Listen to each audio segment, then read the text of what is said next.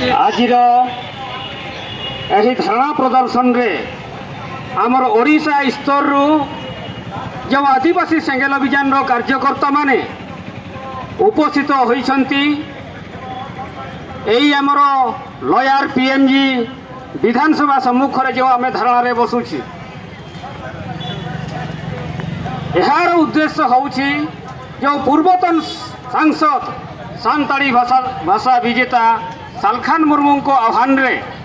यही आज धारणा प्रोग्राम 7 प्रदेश रे चली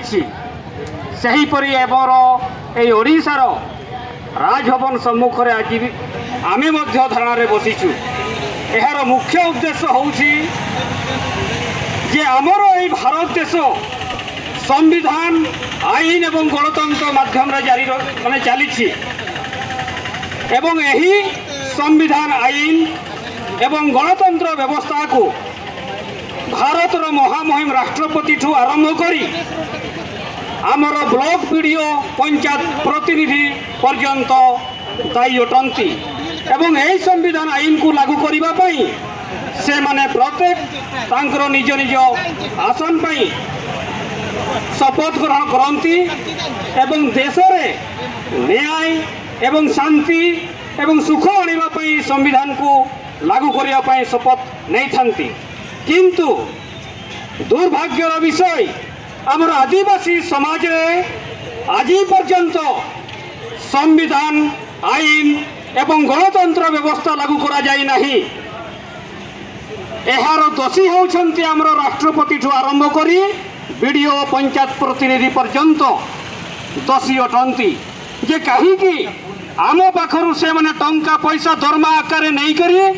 आज पर्यंत आदिवासी समाज रे संविधान आईन को लागू करी पारिले नाही एवं गणतंत्र व्यवस्था मध्य लागू करा जाय नाही। एवं अन्य पक्ष रे आमर जो प्रत्येक आदिवासी ग्राम रे अछंती जो माझी बाबा जो ग्राम मुख्य माने से माने मध्य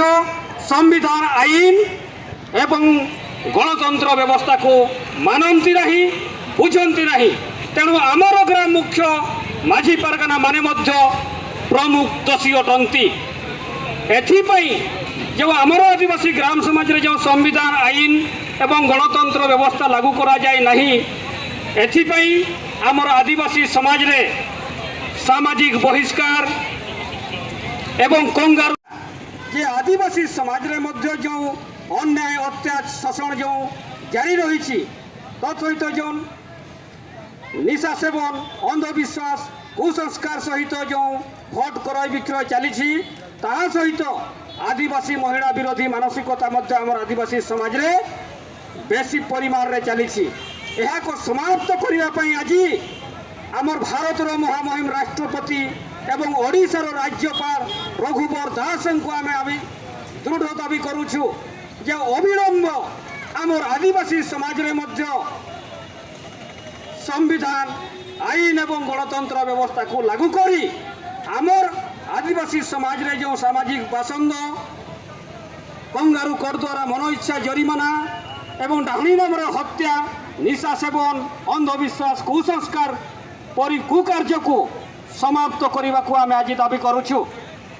एथिपाई आज आम ओडिशार राजभवन विधानसभा सम्मुख रे आज ए धारणा प्रदर्शन करुछु। यही धारणा प्रदर्शन माध्यम रे आमर महामहिम राष्ट्रपति एवं ओडिशार राज्यपाल गवर्नर को आदिवासी समाज रे